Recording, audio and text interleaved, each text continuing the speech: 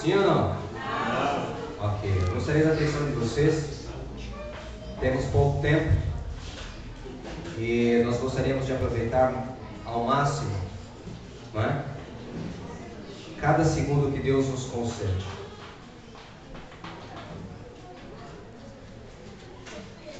Bem, vocês já ouviram falar no ateísmo? Sim ou não? Sim. Já ouviram falar no ateísmo? Sim ou não? Sim.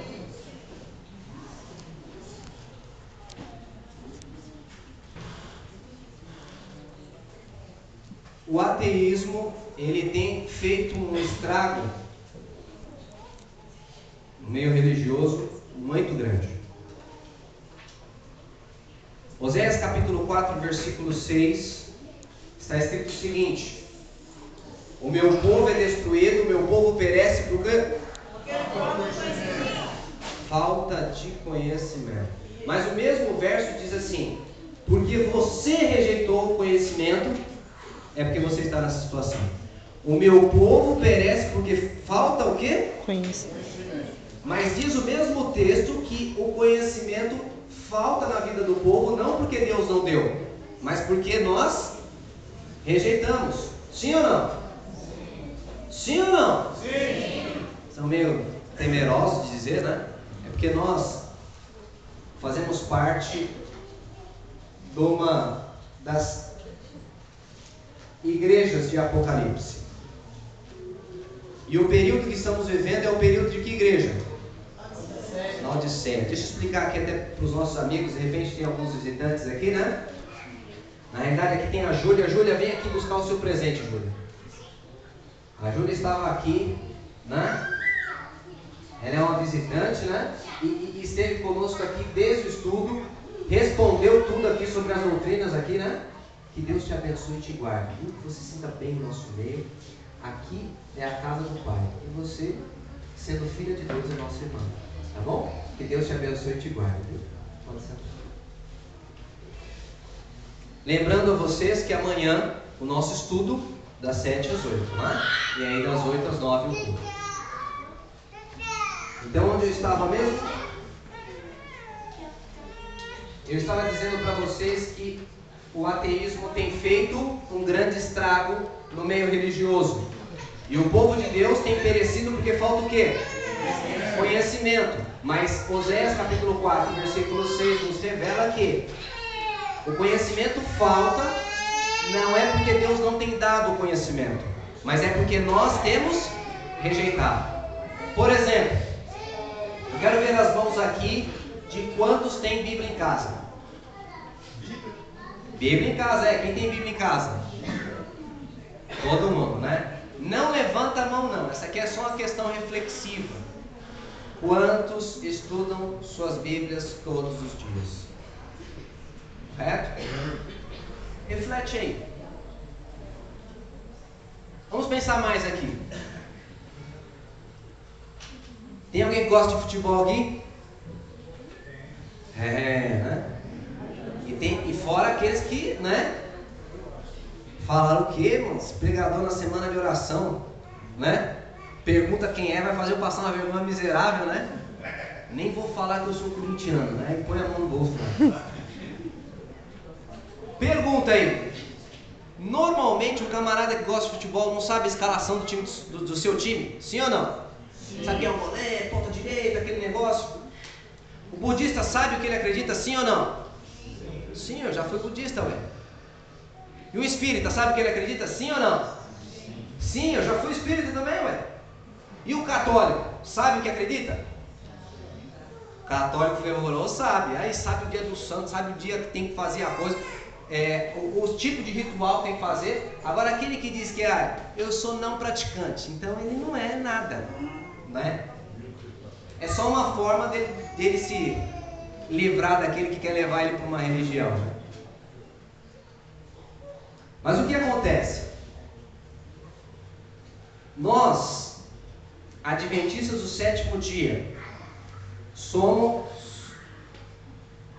talvez um dos povos mais incoerentes do planeta, porque recebemos uma mensagem maravilhosa, Mas se eu perguntar aqui quanto sabe as 28 doutrinas, aí a coisa fica feia. Fica feia ou não fica? Fica feia. Fica feia. Agora, irmãos, se nós fomos chamados a levar uma mensagem e Deus nos concedeu essa mensagem, cabe a nós colocar essa mensagem no coração e sair, divulgando. E por conta desse tipo de comportamento, nasceu uma segunda classe de ateísmo. Sim. É o ateísmo prático. O ateísmo de Richard Dawkins, né? Um dos maiores proponentes do ateísmo no mundo agora, mas que tem apanhado bastante aí do William Craig, né? Nós ficamos contentes, gente, anota esse nome aí, William Craig, vai lá atrás, porque o homem é uma benção. E ele tem feito um trabalho tremendo em prol do ateísmo, dizendo que o nosso Deus e a palavra de Deus é porcaria. Isso é tolice. Isso é coisa fruto da loucura humana. Só que o pior tipo de ateu não é esse, é o ateu prático, que nasceu no meio, eu vou dizer adventista, porque nós estamos numa congregação adventista, que nasceu no meio adventista. Como é que é o ateu prático? Irmãos, pensa só, se eu estiver sentadinho aqui, e de repente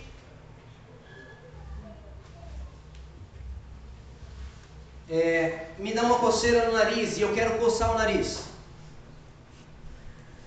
Só que de repente a Gisele põe a câmera para mim. Eu coloco o dedo no nariz, sim ou não? Não coloco. Eu vou aguentar toda a coceira do universo no nariz, mas eu não vou, imagina que vai ficar registrado isso por toda a história. Vou dar um outro exemplo aqui, para vocês irem entendendo melhor o que eu quero dizer. Vamos supor que tem aqui um casal de namoradinhos, tudo bem? Tem casais de namoradinhos aqui? Tem um, né? São casados agora, casa mesmo. Tem um ali, né? Tem mais casais aí de namorados? Um ali. Saber quem é? Pensa só você no casal namoradinho, mas aí é aquele dia que você fala assim: hoje eu vou dar uma avançadinha no sinal.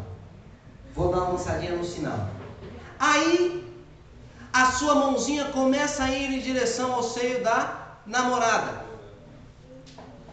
Aí o pai dela aparece e liga a luz. Você continua o processo? Sim ou não? Você chega a culminar, você é macho mesmo o suficiente para culminar né?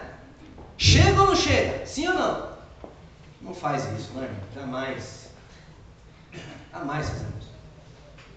Pensa que você aí é um cleptomaníaco, né? Gosta de pegar as coisas alheias, correto? E aí então, você percebe que ficou ali um celular na mesa. E aí então você olha para um lado, olha para o outro, e aí a mãozinha começa indo, e está chegando, e de repente, alguém atrás de você faz assim, O que você faz? Pega e põe no bolso rapidinho? Não. Opa! Parece um santo, né? É capaz de ajoelhar e começar a orar. Irmãos, quando nós percebemos que estamos sendo vigiados, nosso comportamento muda. Vou dar outro exemplo aqui. Quem é que trabalha com computador? Ok. Vocês conhecem MSN? O pessoal conhece, né? Conhece Facebook? Conhece, né? Então, de repente, você está lá trabalhando e tal, de repente brilha a janelinha lá, né? Mostrando que um amigo muito importante, alguma coisa, né? Só que aquelas horas que você está trabalhando são pagas ou não são? É hora de estar no MSN? Não é hora de estar no MSN. Isso é desonestidade, não é verdade? Aí o que acontece? Você está lá e começa a bater papo com um amigo, chega o patrão. Continua? Sim ou não? Imagina, gente. Vai logo para a tela de números e tal, tudo aquele negócio. Ainda faz a que está suado, mas está suado de medo do patrão ter visto alguma coisa, né? Quando nós estamos sendo vigiados, o nosso comportamento muda. Agora, o ateu prático acontece da seguinte maneira. Quem acredita em Deus aqui, levanta a mão. Ok. Agora, irmãos, a sua vida, quando você não está sendo observado por esse número grande de pessoas, tem refletido o caráter de Cristo Jesus? Ou você tem sido um ateu prático? O que é o ateu prático? Pensa só no marido, e ele é casado, tem que ser fiel à sua esposa, e de repente passa uma morena muito bonita, correto? E os homens que são chamados pela visão, né? E aí ele começa então a olhar. Se ele é um adventista do sétimo dia, ele acredita em Deus, sim ou não? Sim. E se ele acredita em Deus, ele acredita que Deus enviou um anjo antes dele nascer para acompanhá-lo, e que ele tem um anjo que fica 24 horas do lado dele com um livrão anotando tudo que ele faz de bom e de ruim, sim ou não? Sim. Ele acredita nisso, sim ou não? Sim. Pergunta. Se não há nada para impedir, se não há ninguém observando ele continua olhando a morena? Muitas vezes sim. Esse é o ateu prático. Porque ele sabe que Deus está ali, pelo menos filosoficamente, teoricamente, né? A profissão de fé dele diz isso, mas o comportamento dele nega essa crença. E o ateu prático nasceu na igreja. Será que você não é um ateu prático? Ou eu não sou um ateu prático? Será que o estilo de vida que eu tenho levado não tem mostrado para o mundo que, ao invés de ser um filho de Jesus Cristo, eu sou um filho do diabo? Nós vamos estudar uma passagem muito interessante nas Sagradas Escrituras. Eu convido vocês a abrirem suas Bíblias no livro de Mateus, capítulo 24. Mateus, capítulo 24.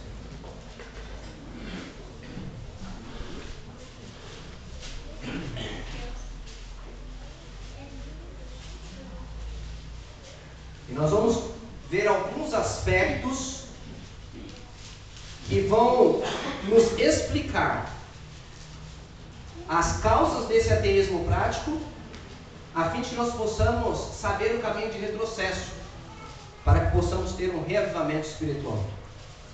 Mateus capítulo 24, no versículo 3, os discípulos de Cristo perguntam para ele: dize-nos quando sucederão essas coisas e que sinal haverá da tua vinda e da consumação do século. Os discípulos de Jesus, curiosos como nós, querem saber quando é que vai acontecer a vinda de Cristo e que sinal haverá dessa vinda.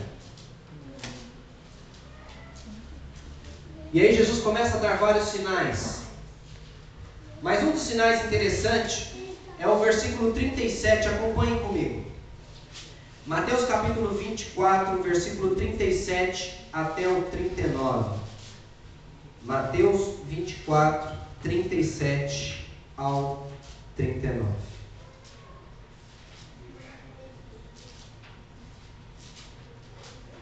Está escrito: como foi nos dias de quem? Noé.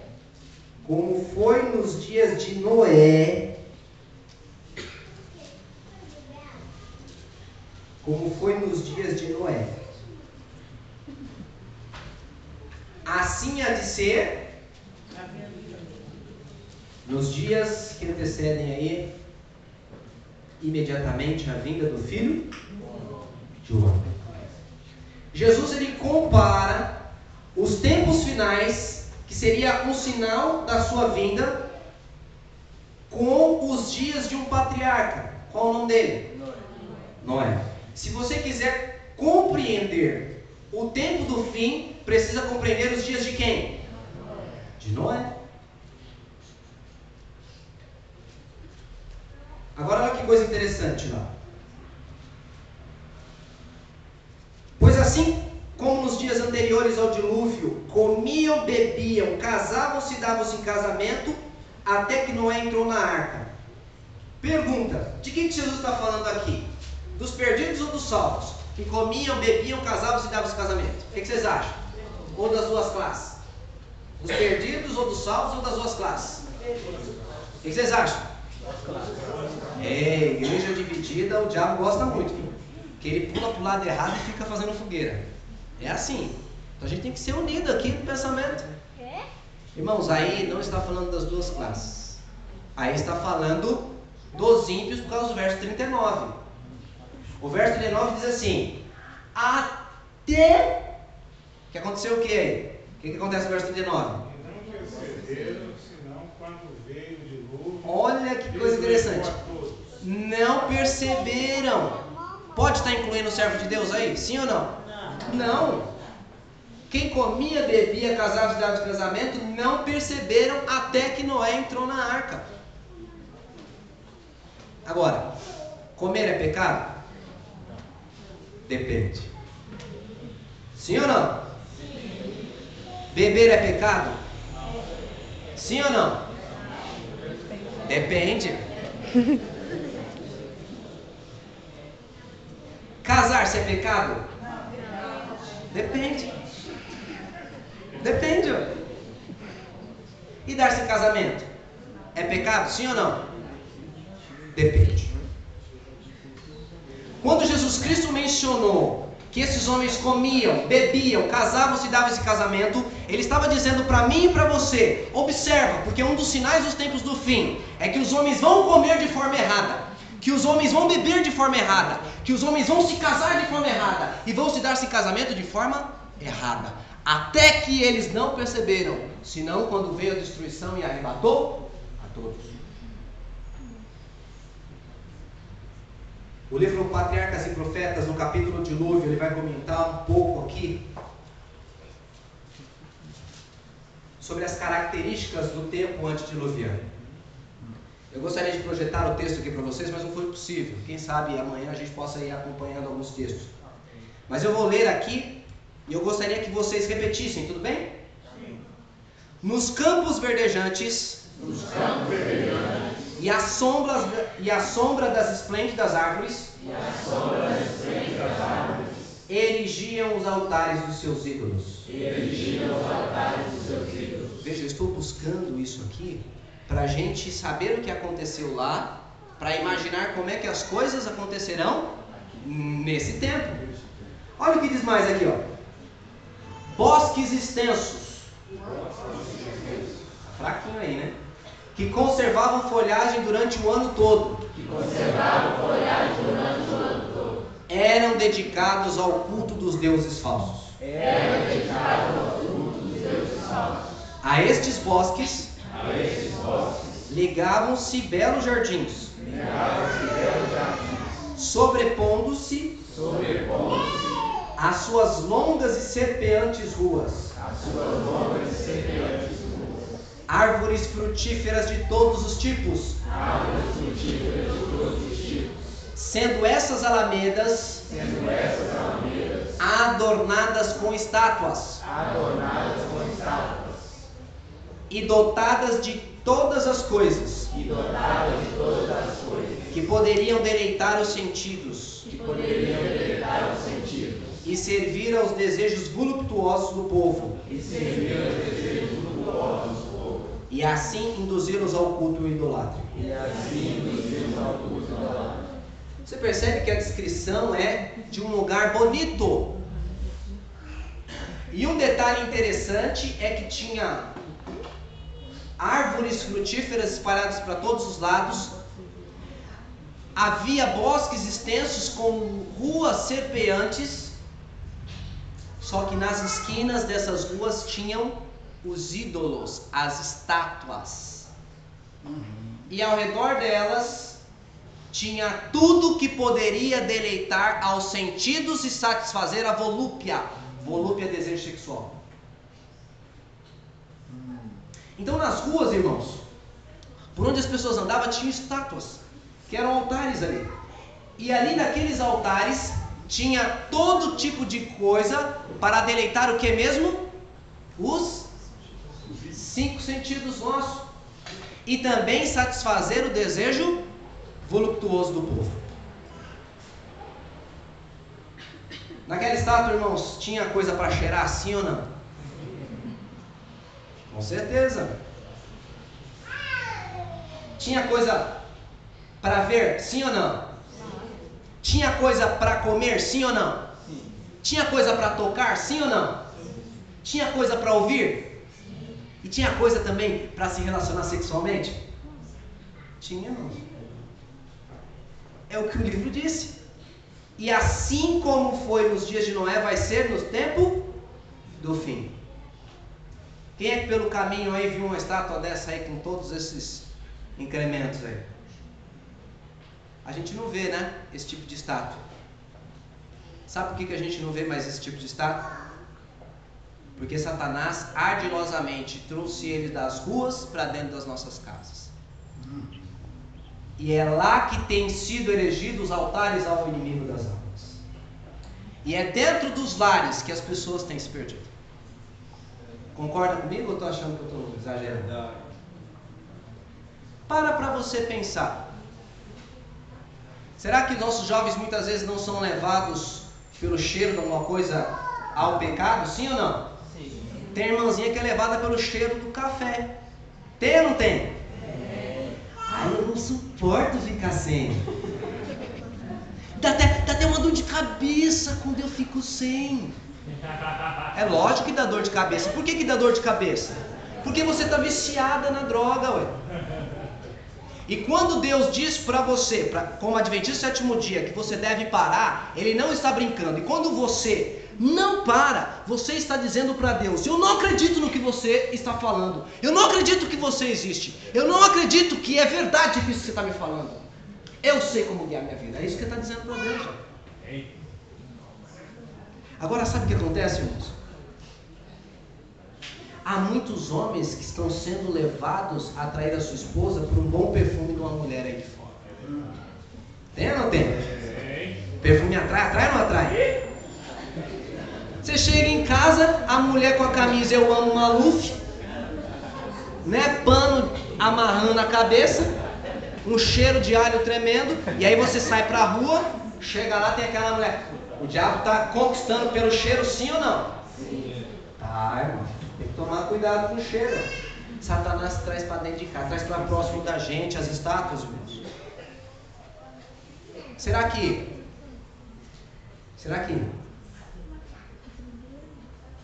Satanás usa os nossos olhos para nos prejudicar? O que vocês acham?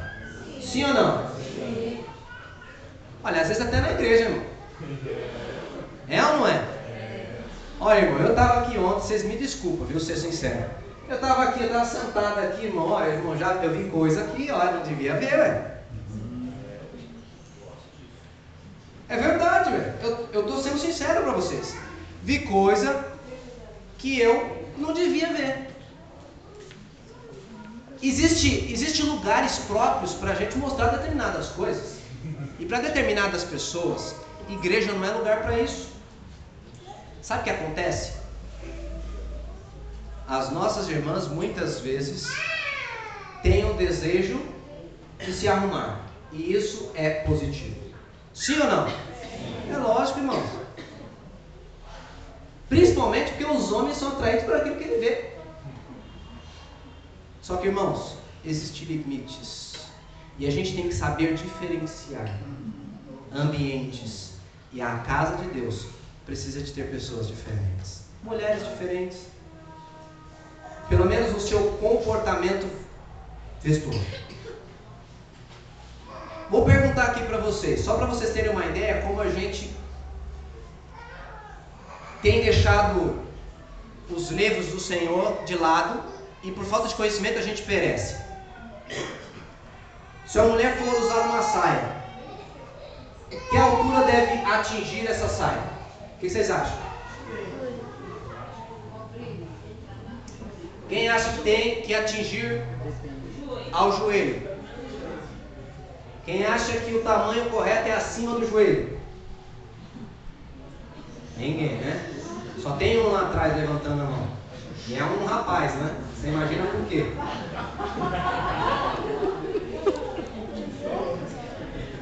Ó, irmãos, olha, eu sei que talvez algumas mulheres fiquem chateadas comigo, mas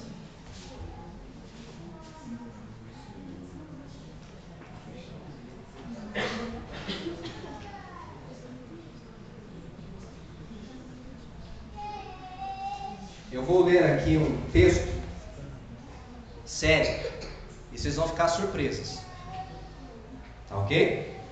Pode ler sim ou não? Sim. Então vamos lá. Minhas visões foram destinadas a corrigir a moda atual. Repete aí.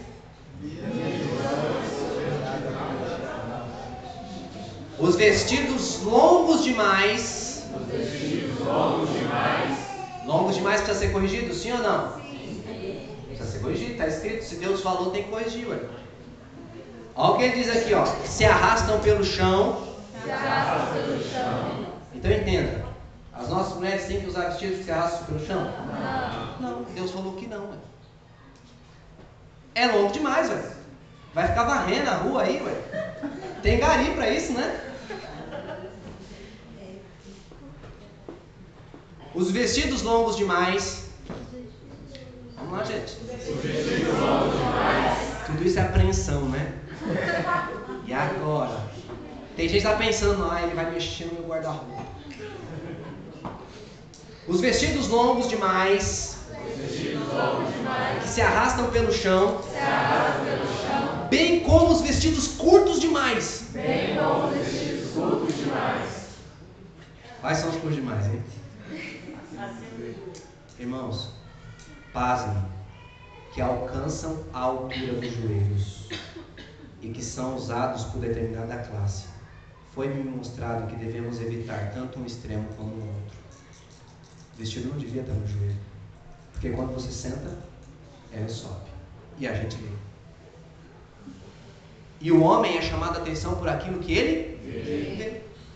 E os sentimentos que são levantados no coração de muitos, principalmente dos mais promíscuos, dentro da casa de Deus, nunca deveria haver. E Deus muitas vezes não está conosco como um povo, não consegue nos abençoar de modo inteiro, porque nós estamos nos comportando de modo complicado em relação à casa de Deus. Mas isso não é desculpa, porque ainda que aparecesse uma mulher pelada na sua frente, a tua obrigação é se dominar. O teu desejo será sobre ti e cumpre a ti dominá-lo. E o problema começa em nossa mente. Queridos, a promiscuidade, ela cresce na vida de quem alimenta. Ela é natural no coração de todos, mas ela cresce na vida de quem alimenta. E aí sabe o que Satanás faz? Ele põe lá no jogo de futebol, que eu vi que alguns gostam aqui de jogo de futebol. Depois a gente vai mencionar jogo de futebol, mas não hoje. Ó, tem muita gente, né? Então olha só o que acontece. Você está assistindo um jogo de futebol, aí passa propaganda de sapato infantil, é isso? Passa propaganda do que no jogo de futebol? Cerveja. Que deixa os camaradas caídos na rua aí, que faz com que um enfie faca no outro aí, que faz com que o marido meta a mão na orelha da mulher, ou passe o dia inteiro lá com um monte de homarada lá jogando baralho e a mulher lá sofrendo em casa com as crianças. Aí a propaganda da cerveja, elas mostram um monte de gente caída, bebida, é isso? É assim que ela mostra? Não, só gente bonita. E a maior parte é mulher. mulheres. Mulheres feias. Sim ou não? Com barriguinha caindo pra cima da saia? Não. Imagina. Só pitelzinho. Por que o diabo faz isso? Ele está fazendo assim, ó. Estou trabalhando na sua mente, porque amanhã você será meu. É isso que ele está fazendo. Porque nós somos transformados de acordo com as coisas que nós vemos. Se você passa no concurso público para trabalhar no necrotério, nos primeiros 2, 3 dias você pode ficar até louco. Mas depois que passou isso, mas nem o cheiro de carniça te incomoda mais. Véio. Você está ali tranquilo, velho. E aí você pega um homem como se estivesse trabalhando num açougue. Já, depois pega a habilidade. Abrir para os médicos mexer aqui, né, e tal tudo. Nós nos acostumamos com aquilo que nós vemos. Então o que acontece? Você vai vendo toda vez aquelas mulheres, né, peladinha ali, jeitazinha. E muitos dos nossos jovens vão até além, acabam caindo na bebida. Olhos, irmão. Os olhos. Tem servo de Deus aqui que não sabe as doutrinas da igreja, mas ele aluga um filme feito em Hollywood. Eu não sei se você sabia que a palavra Hollywood é a junção de duas palavras, tá? Wood é madeira e Holly é santa, que é a madeira usada para fazer a vassoura das bruxas. E isso existe, tá? Na África, bruxa que voa com madeira, existe mesmo. O diabo não tem dificuldade de fazer isso não, viu? Não pensa que o diabo não tem. Isso existe mesmo. Estou falando isso por causa de um pastor nosso que trabalhou lá e voltou até mais para lá. Isso que é normal, você vê as bruxas voando de uma ilha para outra.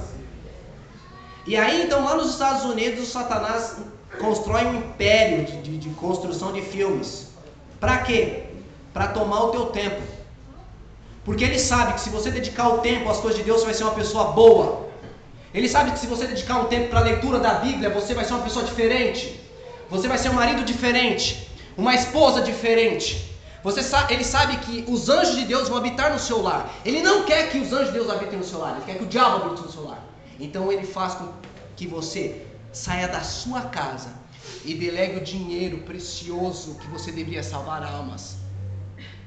Aluga um filminho do capeta para assistir em casa. Passa 2, 3 horas. Mas se passar 5 minutos do culto, começa a ficar incomodado e torcer o nariz. Satanás está usando os olhos para derrubar o povo de Deus, sim ou não? Sim. Será que tem gente na igreja que assiste novela? Não responde não. E nem cutuca o vizinho. Aqui é uma questão pessoal.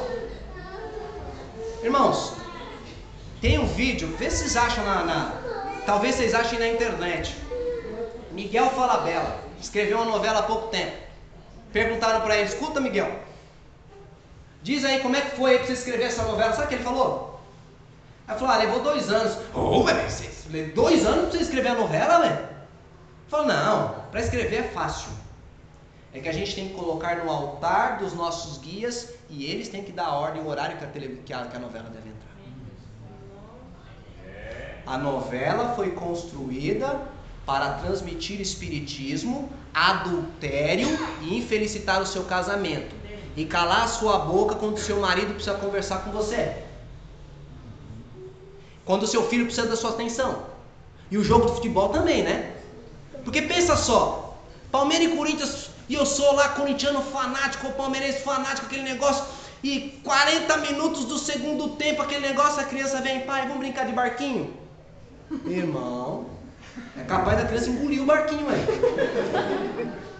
Tô falando alguma coisa de exagero?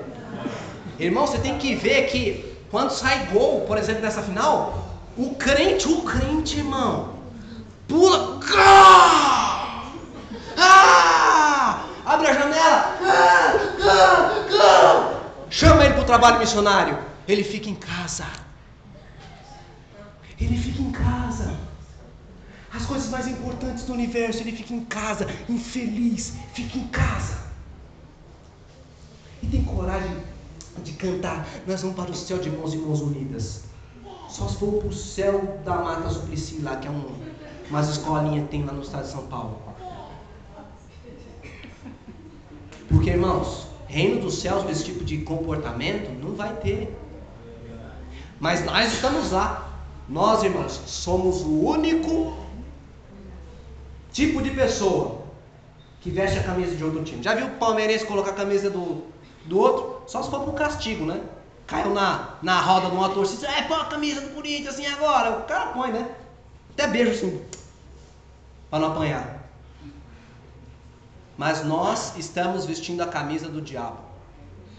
É essa a verdade, irmão. Eu não posso ser hipócrita, sabe por quê?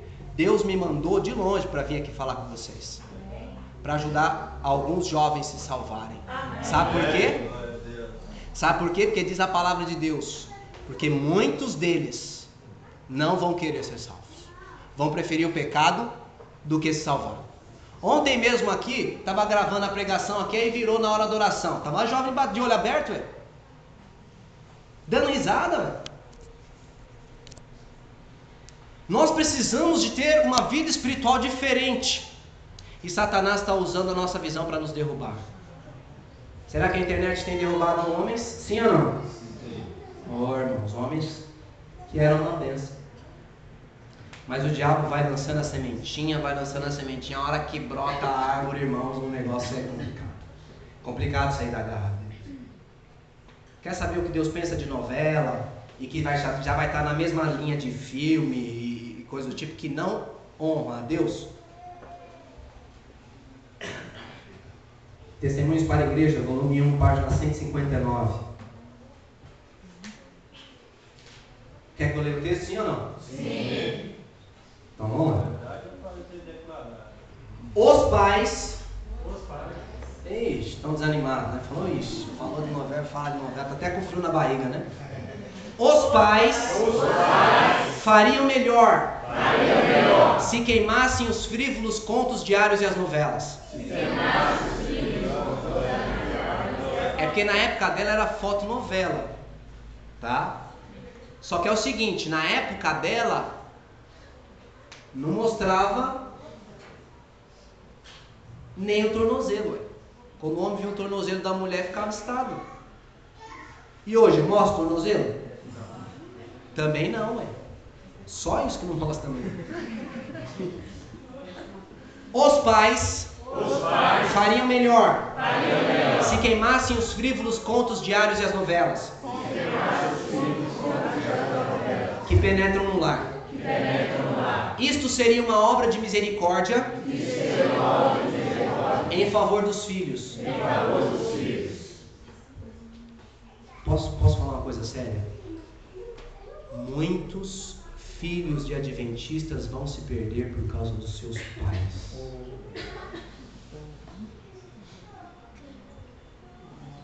Fomentar a leitura desses livros de história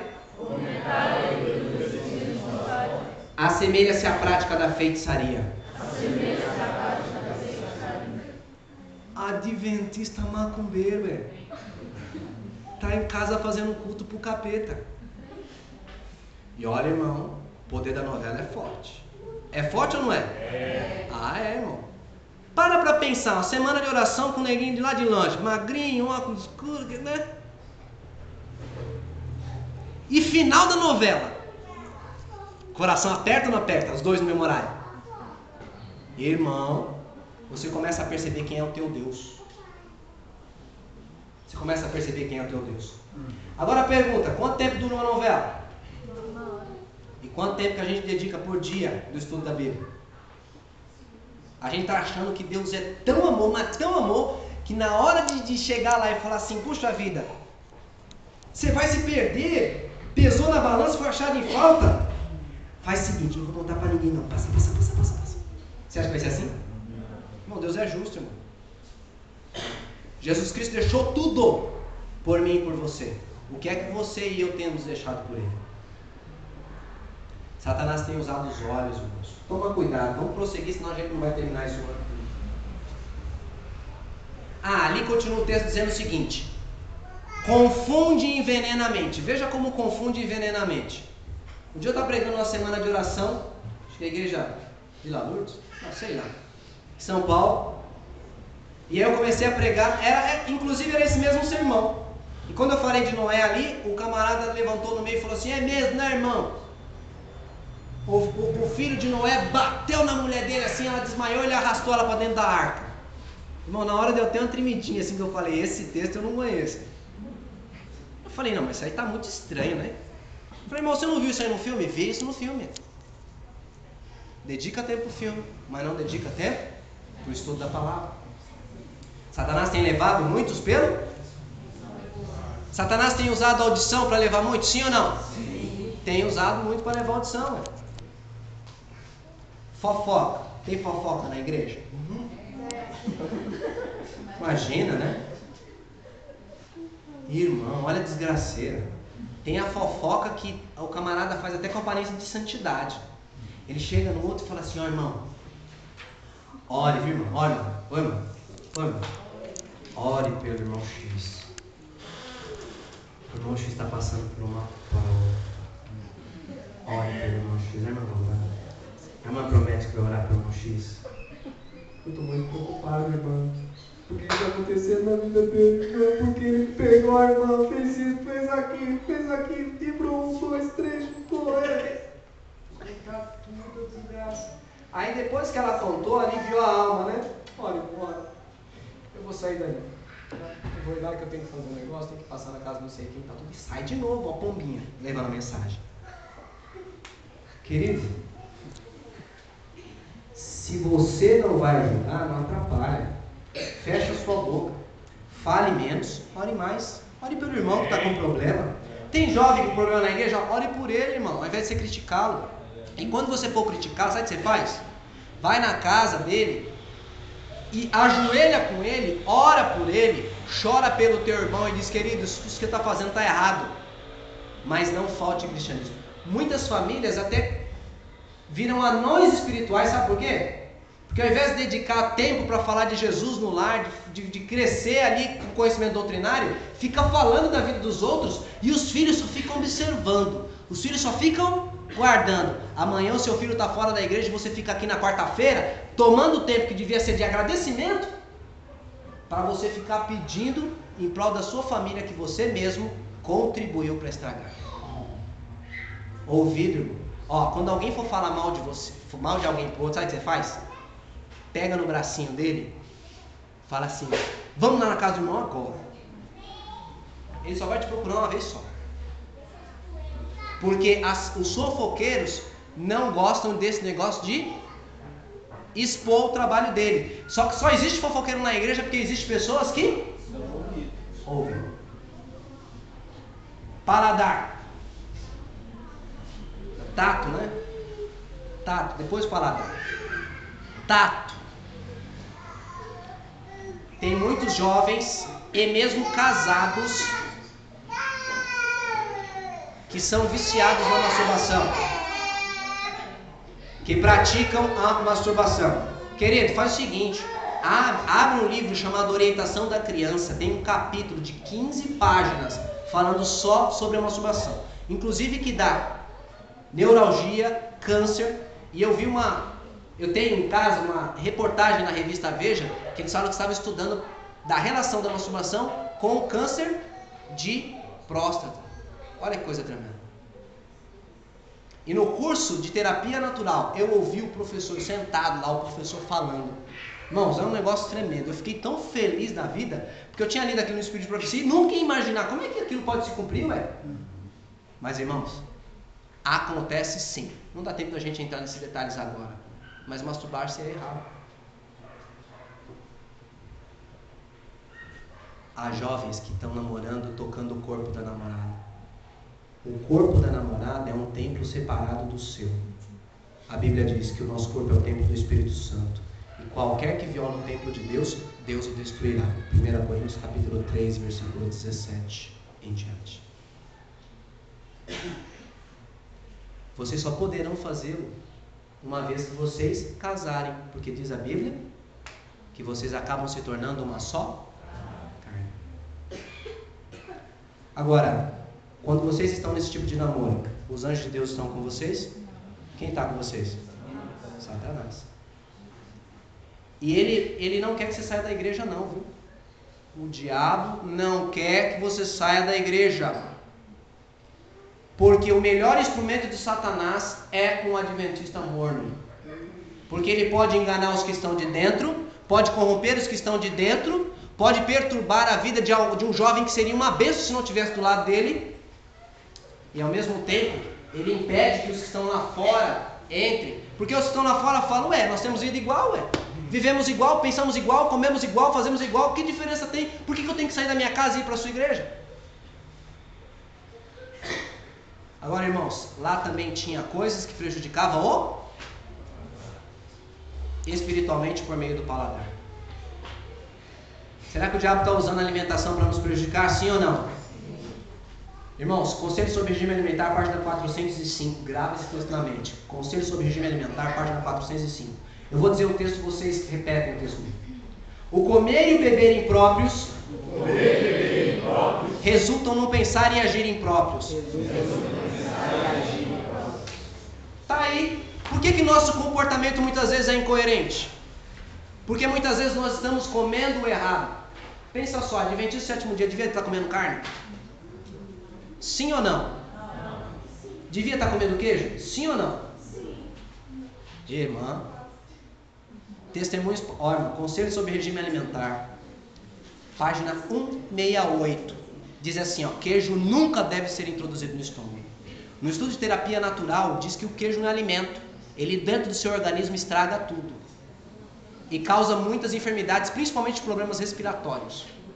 Quem tem problemas respiratórios, bronquites, coisas, corta o leite, corta o queijo, o que você vai ver? A diferença que vai acontecer na sua vida.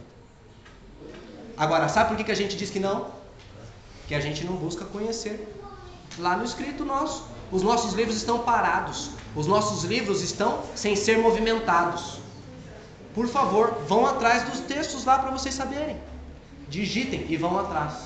E vocês vão ver que o que eu estou falando tenha a ver pelo menos com aquilo que os adventistas acreditam. E se você é adventista do sétimo dia, precisa começar a repensar a sua vida e não repensar o texto. Queridos, a alimentação tem tudo a ver com o nosso comportamento. Existem alimentos que são excitantes, por exemplo, como o ovo e a carne. E as pessoas que têm problema com sensualidade, elas precisam evitar isso mais do que todo mundo. Sabe por quê? Porque o organismo dela será influenciado a ter mais paixão do que o natural. Nós muitas vezes chegamos na igreja, sentamos e a comida está fermentando no estômago porque comemos mal. E aí a gente dá uma soneira miserável aqui, o culto pregando, talvez seja o último sermão da sua vida que você vai dormir e você está lá, que você vai ouvir e você está lá, pescando. Alimentação. Pensa só, refrigerante. Você acha que foi Deus que inventou? Não. Irmãos, uma colher de açúcar branco, são necessários 3 metros de cana para ser feito. Numa latinha de refrigerante, existe 12 colheres de açúcar branco. Ou seja, 36 metros de cana. E a gente só toma uma latinha? Não, toma 2, 72 metros de cana. É um canavial. Aí a gente toma para dentro, que pâncreas que vai dar conta disso aí? Mas nem se ele pegar insulina emprestado. E aí o que acontece? Mais cedo ou mais tarde, adventista do sétimo dia com diabetes. O camarada está comendo a carne e está achando a coisa mais bonita do planeta Terra. Essas carnes que a gente vê pendurada lá no açougue, tá tudo vermelhinha, bonitinha, parece que mataram atrás do açougue, né? Mas irmãos, aquelas carnes estão ali, dias. Vão atrás para saber como é que é tratado. Dias! Agora, como é que eles conservam o vermelhinho dela? Joga nitrato de prata em cima dela para ela ficar vermelhinha. E o nitrato, quando ele entra no seu intestino delgado, ele se transforma em nitrito e dá câncer de intestino. E aí o que acontece? Passa a gente lá na minha igrejinha, lá pequenininha, lá, a irmãzinha nossa, fiel, irmãzinha vinha para a igreja, firme, ali tal, tudo, com câncer de intestinos. A miséria que essas pessoas passam. Sabe por que eles foram lá em Loma Linda para filmar os adventistas centenários? Porque aqui tem muito pouco para a gente certificar quem está vivendo e quem não está. Queridos, Daniel precisou ter uma alimentação diferenciada para fazer a diferença na Babilônia. Quando Adão e Eva caiu foi por causa do apetite. Esaú trocou a sua bênção espiritual por um prato de comida. Quando Deus tirou Israel do Egito, queria mudar sua alimentação. E qual foi a primeira tentação que o diabo fez quando se encontrou com Jesus no deserto? Sabe por quê, irmãos? Porque se ele domina o teu apetite, ele domina você inteiro. Para você pensar. Decreto dominical, correto? A adventista vai ter tudo em abundância, sim? Não. O grande conflito diz que teremos que lutar contra a fome, o cansaço e a demora. Vamos ter que lutar contra a fome. Você imagina, você uma semana sem ter sua comidinha e você tremendo. E o camarada oferecendo lá um empregão com muito salário só para você dar uma trabalhadinha de 1 hora no sábado, gente. É 1 hora só que você vai estar trabalhando. Será que você vai ser fiel? Se você não é fiel no tempo de paz, você não vai ser no tempo da guerra? Se você abrir a Bíblia, no livro de Gênesis capítulo 6, tem um outro problema que tem acometido nossa juventude. Gênesis capítulo 6.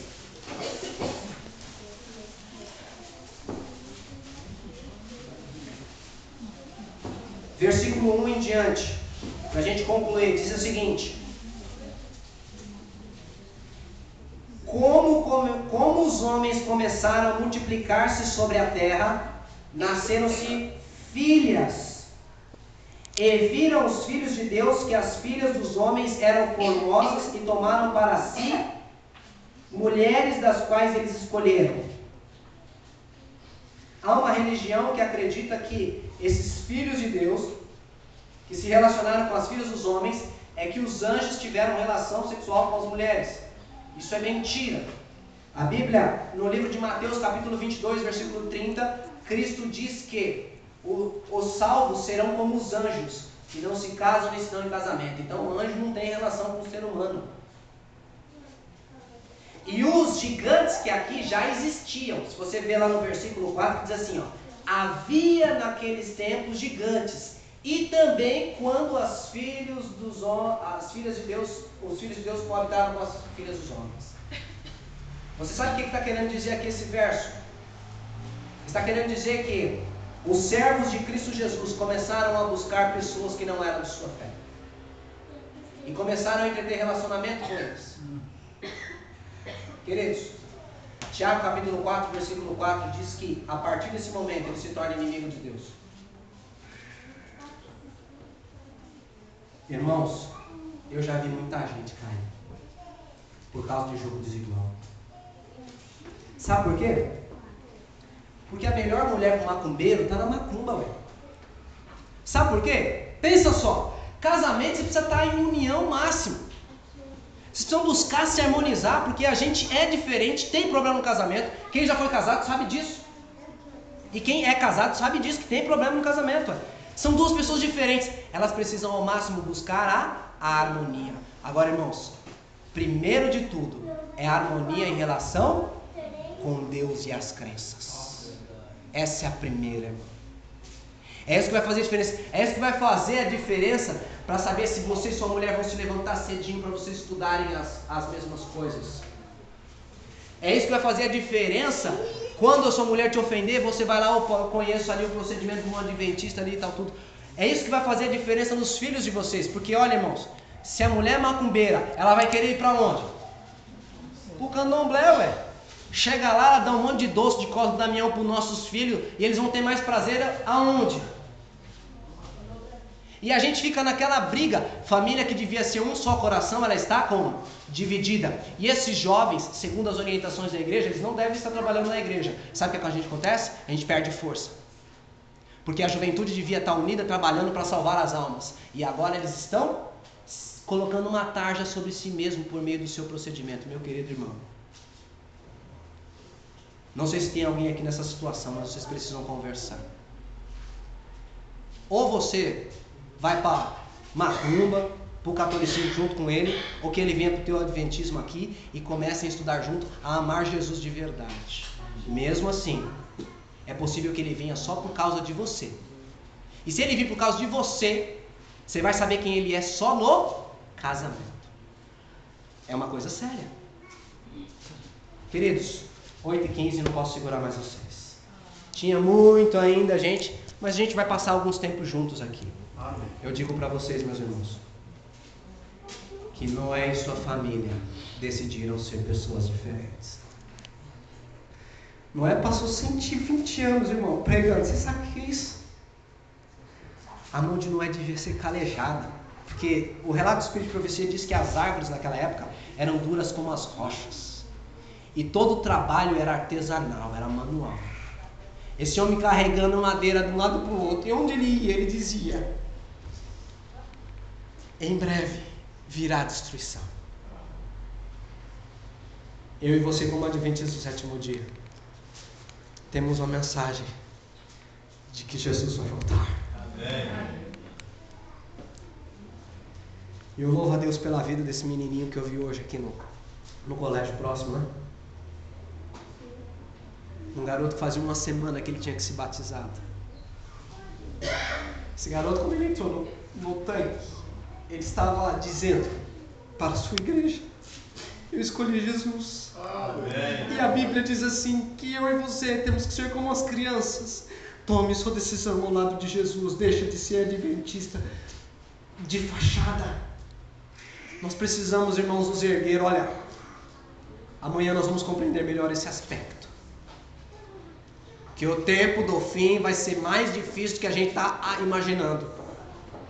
Tem texto do Espírito de Profecia dizendo que as palavras humanas não conseguem descrever quão terrível será o tempo do fim. Mas eu digo para você, que se você essa noite aqui tomar a decisão de abrir o coração para Jesus, Ele vai te transformar numa nova criatura. Ele vai te receber, vai te abraçar, vai transformar a sua vida, e você vai ser uma bênção. Uma bênção para você mesmo, uma bênção para o seu lar, uma bênção para essa igreja, uma bênção para essa comunidade. E em breve Jesus vai voltar e vai levar os jovens do Vaticano.